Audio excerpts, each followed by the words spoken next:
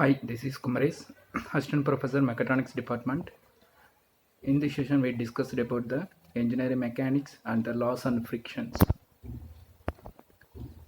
So first one is the parallelogram law. Parallelogram law means the availability of two forces acting on a particle can be replaced by the single component of force. That is called as resultant force. It can be drawing by the diagonal of the parallelogram which has the sides which are equal to the given forces. Parallelogram law cannot be proved mathematically. It is the experimental finding method. Next one is the triangle law. In the triangle law means there will be two vectors can also be added by the head to tail by using forces. It states that the three concurrent coplanar forces are acting at a point represented in magnitude and direction by the sides of triangle. Then they are in static equilibrium. Next one is the Lami's theorem. Lami's theorem is the same as that of triangle law. If three concurrent coplanar forces are acting at a point, then each force is directly proportional to the sine of the angle between other two forces. We can formulate the equations like A by sine alpha equal to B by sine beta equal to C by sine gamma. So Lami's theorem considers only the equilibrium of three forces which acting at a point, not the stress acting through the ropes or strings. Then the principle of transmissibility is applicable only for the rigid bodies, not for the deformable body. The below diagram which clearly shows the principle of transmissibility. Next one is the Polygon Log Forces. When the three or more forces acting in a system, we can apply for the Polygon Log Forces. It can be represented as the sides of polygon, then they are in equilibrium conditions. We can use the equations like AB vector plus BC vector plus CD vector plus DE vector plus CA vector equal to 0 because we name it as ABCD for the forces. This diagram which shows the equivalent couples. We already know about the coupled forces. That will be the two equal and opposite forces which can be in opposite direction on a system. There will be the called as equivalent couples. Then the next one is the load, types of load which can be acted on the beams.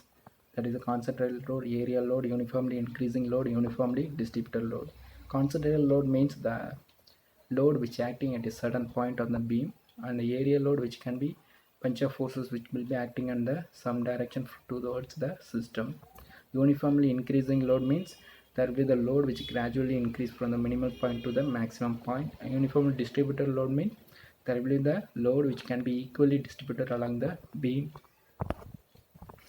This diagram which shows about the reaction force and the supports. Where will be the reaction force will be acting on the supports.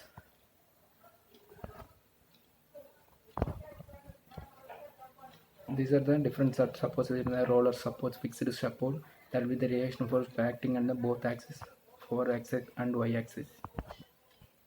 Next one is the supports and reaction. What are the supports and reactions?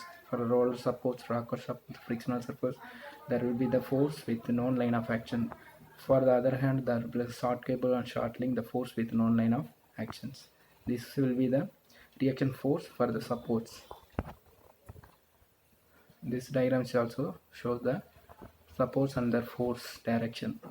The first one is the ball and the frictional surface. There will be the force with the known line of action. One will be the unknown force. The next one is the cable.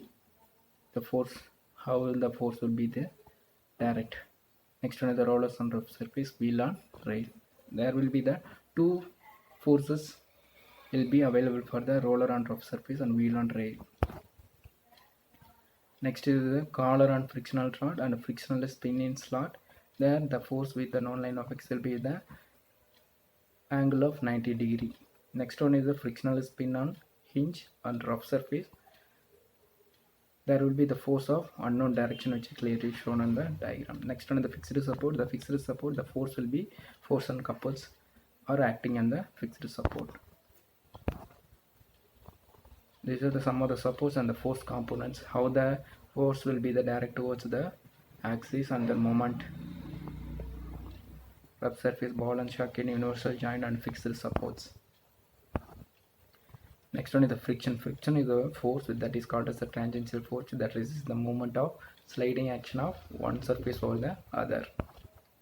There are the few examples where the friction force involved, that is a rope and belt and bearings, gears, pistons, wheel, racing cars and railway wheel wagons. Thanks for watching this presentation.